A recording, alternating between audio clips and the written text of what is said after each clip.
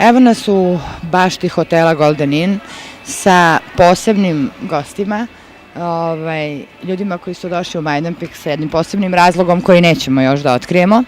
Naime, juče u četvrtak deca iz osnovne škole Velimir Markićević posetili su između ostalog i grad Požarevac, je li tako?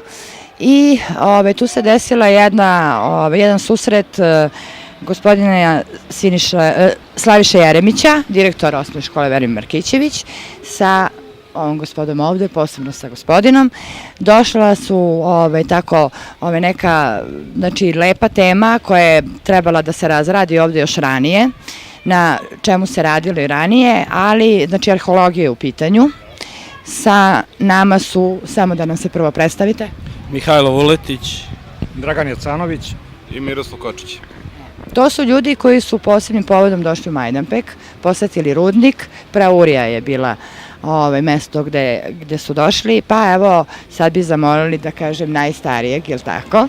I po iskustvu verovatno, da nam malo više kaže kako se desio susret i kako je u stvari uopšte pokrenuta priča o Prauriji, arheologija i vaša poseta ovde. Ja kao arheolog sam saradnik muzeja u Majdanpeku i imali smo veoma uspešnu saradnju do sada, verujem i u buduće, ali juče je gospodin Slaviša Jeremić mi rekao da su intenzivirani radovi na Prauriji i da bi bilo dobro da neko od arheologa poseti taj lokalitet koji je inače u arheološkoj literaturi poznat po nalazima i iz praistorije i iz antičkog perioda.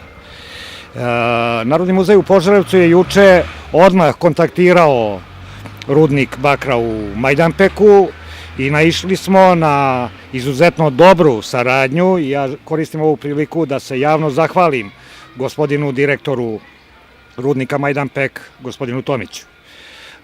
Mi smo dobili, znači, dozvolu i propusnicu da uđemo, da naša ekipa koja inače radi u okolini Petrovca na Mlavi na istraživanju rane i najranije metalurgije bakra uopšte u Evropi, tu su kolege sa univerziteta u Pittsburghu, reč je o jednom međunarodnom velikom projektu koji nije vezan samo za jedno nalazište i jedan lokalitet, već nam je cilj da metalurgiju bakra u Srbiji dignemo na jedan znatno širi i znatno viši nivo.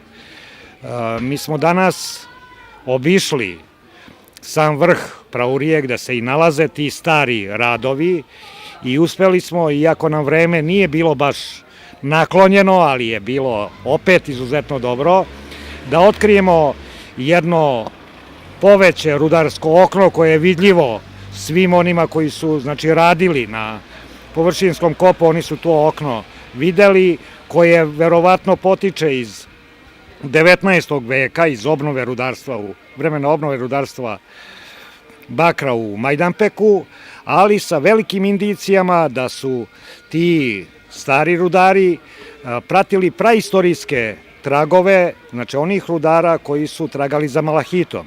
I u neposrednoj blizini mi smo registrovali jedno poveće, levkasto rudarsko okno, koje je sasvim izvesno služilo za vađenje malahita. Na ivicama tog okna i danas su, znači i sad su vidljivi komadi malahita koje praistorijski rudari nisu videli. Mi smo uzeli neophodne uzorke za dalje analize. Samo rudarsko okno je ispunjeno i drobinom i raznim drugim, verovatno i arheološkim sadržajem. Planiramo da u doglednoj, znači, budućnosti, veoma brzo, mi to rudarsko okno detaljno snimimo, ispraznimo i istražimo. Veoma je dobra vest da oba rudarska okna, znači jedno malo novije i jedno veoma staro, možda i najstarije, nisu ugroženi rudnikom bakra, da oni mogu da ostanu i da predstavljaju praktično za sam rudnik i za sam Majdanpek onu inicijalnu kapislu odakle je krenulo rudarstvo bakra u ovom kraju.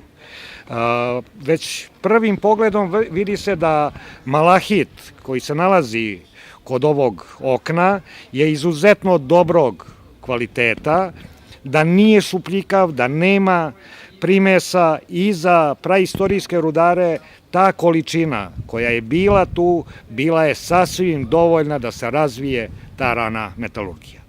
Ja toliko, a sad bih dao reč kolegi Kočiću, koji je upravo specijalista ili mikrospecijalista za ovakve teme. Hvala vam puno. A kolega Kočić, dobar dan. Prvo mi recite kako vam se sviđa naš Majdanpek.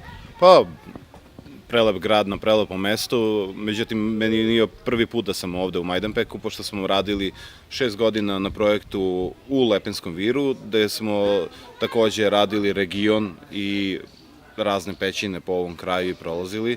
Tako da mogu bi se reći da sam ja tu već stacioniran, a u sklopu ovog projekta ja sam tu kao predstavnik univerziteta u Pittsburghu, gde trenutno radim svoj doktorski projekat, gde sam dobio stipendiju Centra za komparativnu arheologiju Univerziteta u Pittsburghu.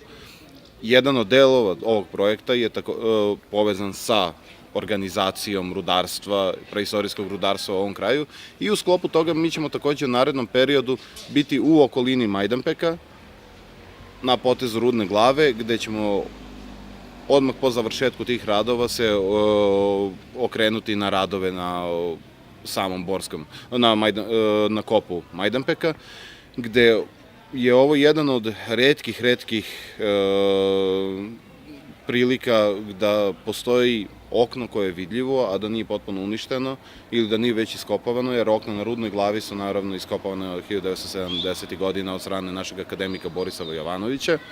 Tako da bi ovo bila jedna jedinstvena prilika da se vidi i na drugom mestu koje je jako blizu Rudnoj glavi, da li se ovo povezuje u tu priču, da li je ovo rudarstvo bilo širih razmera i da li su lokaliteti koji su odmah van zone Homojskih planina u vezi sa ovim rudarstvom ili je rudarstvo bilo drugačije organizovano, što je cilj našeg projekta, da vidimo zapravo kako su ovi ljudi bili povezani sa rudarstvom, koliko je ono njima značilo i o kom vremenskom periodu govorimo kada se to gleda. Dobro, lepo, znači ovo je tek, da kažem, neki početak priče, čiji nastavak sledi. Ja sada bih zamolila i vašeg kolegu da nam kaže nešto o svom radu i recimo o ovom delu priče svoje. Pa ja sam ovde saradnik na projektu koji se vodi u selu Oraškovica, na lokalitetu Selište. Došli smo sa ekipom, tamo istražujemo jedno preistorijsko naselje vinčanske kulture i našli smo nekoliko komada malahita koji možemo da povežemo sa najranijim iskopavanjem, korišćenjem bakra u ovom delu Evrope i možda celoj Evropi. I kad smo čuli ovu vest, odmah smo se spakovali, odredili deo dana i došli da vidimo šta ovde možemo da nađemo i da vidimo planove za dalje kada možemo da to eventualno iskopavamo u bliskoj budućnosti. Ja mislim da vam mnogi zavide, jer arheologija je mnogo lepa stvar. To pronaći, iskopati nešto je jedno, a recimo kroz taj jedan kamen videti kako su ljudi živeli, šta su radili u to vreme, kakvi su bili, čime su se sve bavili, to je nešto mnogo, mnogo lepše. Hvala vam puno. Nadam se da ćete da nas pozovete kad budete imali nešto novo i naravno držim vas za reč, čekamo nastavak priče. Hvala vam puno.